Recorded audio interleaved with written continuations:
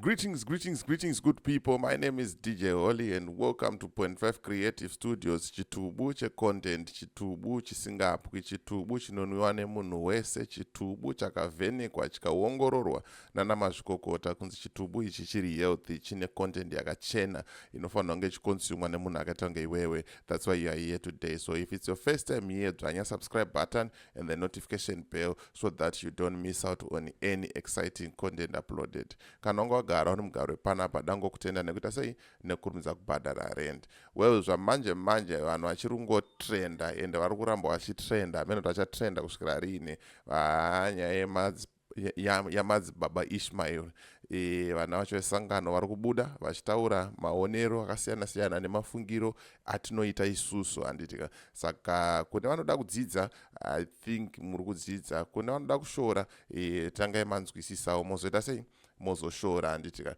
Saka panapa ndine rimwe clip randinaro randoda ngokuratidzawo kachidimbu muhamazvionerawo mega kuti bho here zviri kuitika uko handitika. But inini hangu maonero andaita ka ndichazokuudzai maonero andaita kuti bho here kana kuti. Saka without wasting much of your time rega tijambire muclip iri tione timonzwa kuti zviri kunyatsofamba sei handiti. Indonzi Shailoni Muchikambizi. Right.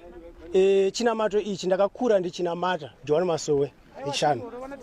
Saka nawe yandoda kunzwisisa pakukura kwangu inini mune zvinhu zvandakaona zvinondibatsira through kunamata. Ne inonzi freedom of worship. Chekutanga ndazwa chinombonzi freedom of worship chi. Vanga vachitaura nayo kuti vana vari kuchikora kodzero havasi kuenda kuzvipatara. Asi ukatarisa kuparenyatwa kuma hospitals kune mamochari. Akavakirwei. Kune vanhu vari kufa almost every day.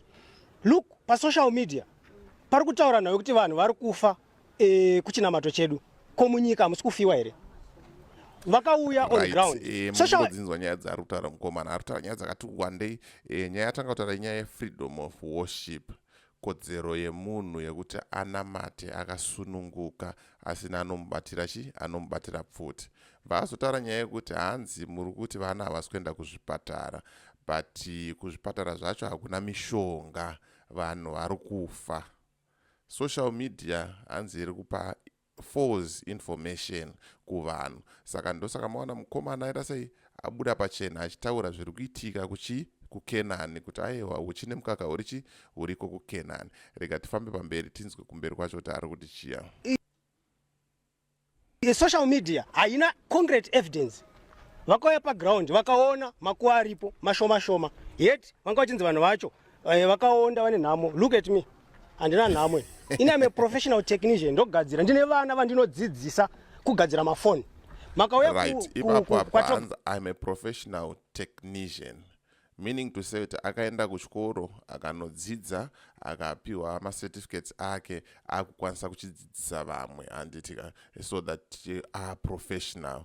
Saka handizozive manje kuti kana akuti vamwe vasaende kuzvikoro iye akaenda hameno kuti chinamata chacho chinenge chiita sei chinenge chichifamba sei handitika, because iye is a professional technician. Kune factory yecarpentry, kune machinery, kune machines emafuta, tine mashops kugokwe, Triangle, Domboshava, rakanzi Gorejena Penyera nyika. Everywhere kune vana vedu vatiri kudzidzisa mabasa iyayo. What is the different between education and technology? Vana vedu isu tinovadzidzisa technology, mabasa emaoko. Wakatasa mu street mune mahure.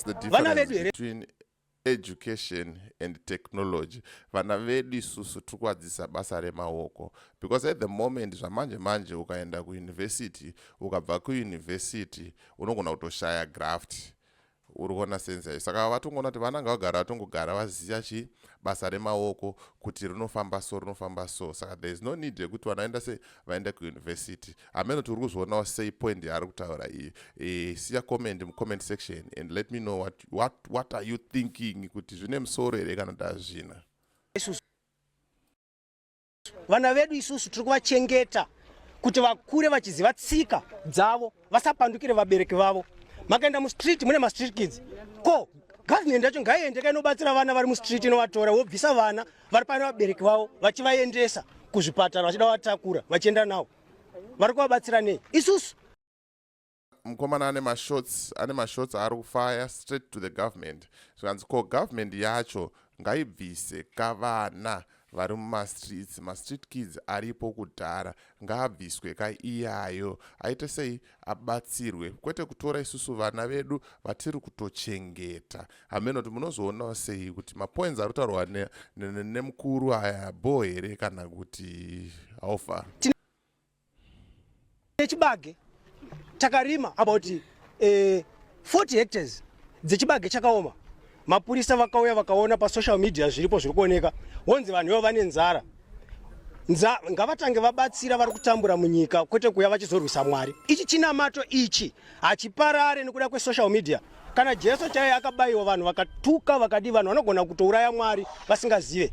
Nyika ino ngavatsvage kuziva kuti sei isiri kunaya mvura because of this chitendero. Ichi chitendero hachiparadzwe.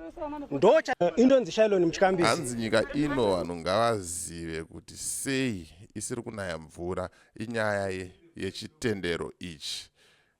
Nyaya yechitendero ichi ndoirikuita kuti mvura yese isanaya. Nditika mamunzwa mukomana achiti hanzi shero shoko raJesu chairo rakaita sei raitorambwa, but ranga riri shoko rechokwadi handitika. So as for me, DJ Holly and the rest of the crew behind the scenes, tukuti it's bye for now. Ngatisangane muclip rinotevera.